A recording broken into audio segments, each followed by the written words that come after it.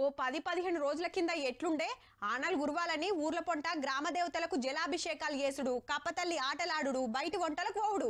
రైతన్నలైతే ఇగొస్తదా అగొస్తదా అని ఊకే మొగులు దిక్కే చూసుకుంటుండేది. ఇత్తనాలు నాటితిమి అని నార్లు అలుక్కున్నోళ్ళు దుక్కులు దున్ని తయారుంచుకొని ఆన కోసం ఏటింగ్ చేస్తుంటే అన్నదాతలు ఎంత ఆగమైతుర్రో. ఇప్పటికే ఆల్చమైందనుకుంటా వచ్చి సరుసుడు తరుస్తుంది ఆన. ఆదిలాబాద్ నుంచి గద్వాల దాకా, సంగారెడ్డి నుంచి కొత్తగూడెం దాకా ఆడా ఈడానేం లేదు, అంతటా మునం పెట్టి దంచుడే దంచుడు. షెర్లు కుంటలు నిండుతున్నాయి, జలపాతాలు దుంకుతున్నాయి, ప్రాజెక్టులకు వరద నూక్కొస్తుంది, గోదావరి వంగుతుంది.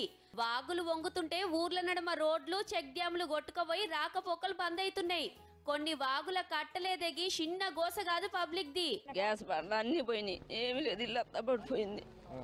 ఆఫీసర్లు ఎమ్మెల్యేలు పోయి ఏం రందివడకుర్రి, సర్కారు సాయం అవుతుందని ధైర్యం చెప్తున్నారు. గోదావరి కరకట్ట దిగిపోకుండా ఆడాడ ఉష్కె బస్తాలు వేపిస్తున్నారు.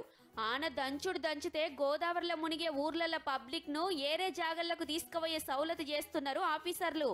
ఇక పట్నంలా జిల్లాలలో ఆనలతోని ట్రాఫిక్ తిప్పలు అయితేనే ఉన్నాయి. రోడ్లు చెరువులైతే కాలనీళ్ళ కాలువలు వారుతున్నాయి. బండ్లు మునిగిపోయేటట్టు వస్తుంది వరద. ఆనలతోటి అంత తిప్పలే ఉన్నది గాని రైతులైతే ఇక మా పంట వండినట్టే అని మురిసిపోతున్నారు.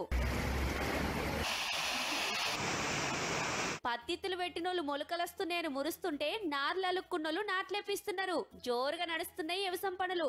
ఇంకొన్నొద్దులైతే ప్రాజెక్టులన్నీ నిండుకుండలైతే గేట్లెత్తుడు ఉంటది, పబ్లిక్ లైన్లు కట్టుడు నడుస్తుంటది.